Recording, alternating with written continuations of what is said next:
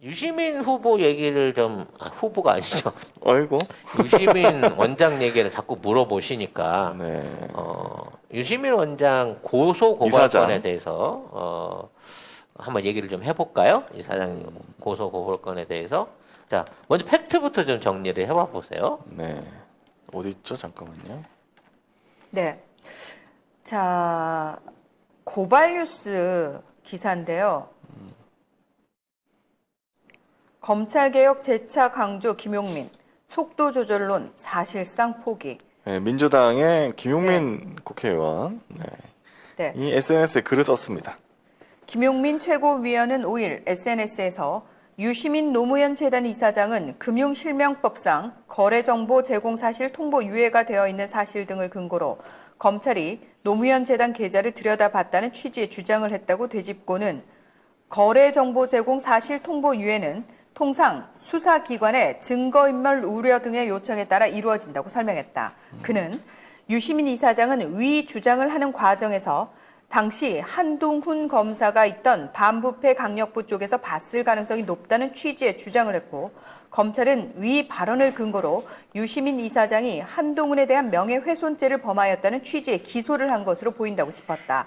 이어 그러나 정부와 국가기관은 업무 수행과 관련해 항상 국민의 감시와 비판의 대상이 되어야 하고 명예훼손죄의 피해자가 될 수 없다는 점에 비추어 보면 검찰의 위 기소는 검찰권 남용에 해당할 가능성이 높다고 지적했다. 자, 이게요. 내용을 조금 쉽게 이해를 하자면 유시민 이사장이 재직하고 있는 상태에서 재단의 통장을 까봤는데 이 까본 내용에 대해서 통보를 하지 않고 있었다는 거죠. 네. 그거까지는 이제 팩트인 건데 문제는 유시민 이사장이 이거를 한동훈이 했을 것 같다라고 하는 얘기를 이제 방송에서 흘린 거지. 근데 실제적으로 알아보니까 한동훈이 한 거는 아니다는 부분인 거예요. 근데 하긴 했어. 보긴 봤다고. 네. 근데 한동훈이 봤다라고 하는 부분에 있어서 약간 팩트에 어떤 그 오차가 있었다는 부분은 본인도 인정을 했어요.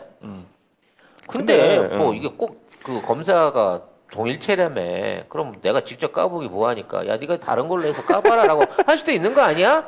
까봤다는 거 자체가 지금 문제가 되는 거지. 네. 근데 저는 되게 이해가 안 되는 게 아까 외론들이 그렇게 감싸고 도는 30대 청년, 일반 시민도 아닌 그 김정식 씨, 뭐 권력이 시민을 상대로 뭐 하는 짓거리냐 이러고 개소리를 짓거렸는데 이거 똑같은 상황 아니에요 지금? 그렇죠. 왜 유시민 이사장이라는 시민을 상대로 지금 국가 권력인 검찰이 이 지랄을 합니까? 아니 그거 이거 똑같은 말했다고. 상황 아니야? 외론 니네 왜 가만히 있냐?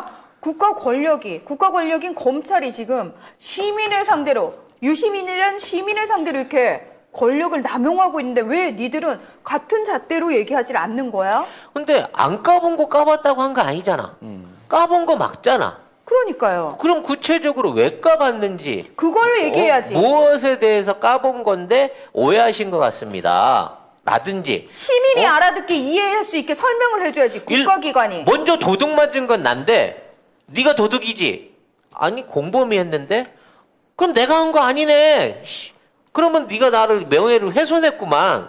이게 말이 돼요? 까본 행위가 없었다 그러면 문제가 되지만 까본 거 맞잖아. 근데 이게 여기까지 안 가도 사실은 뭐냐면 이게 시작이 어떻게 됐습니까, 여러분? 이게 한동훈하고 채널A 기자 이동재하고 지금 짝짝꿍 해가지고 유시민 이사장을 말아 놀라 그랬잖아 그 당시에. 범죄자 만들려고 하다가 걸린 거 아니에요. 도대체 이거를 어떻게 이거를 이쪽으로 가냐? 어떻게 한동훈은 비밀번호 자기 핸드폰 비밀번호도 안 알려주고. 그거 아직도 안 까고 있나? 네. 그게 그렇게 어려운가 그 비밀번호 까는 게? 검사들은 되게 좋겠다.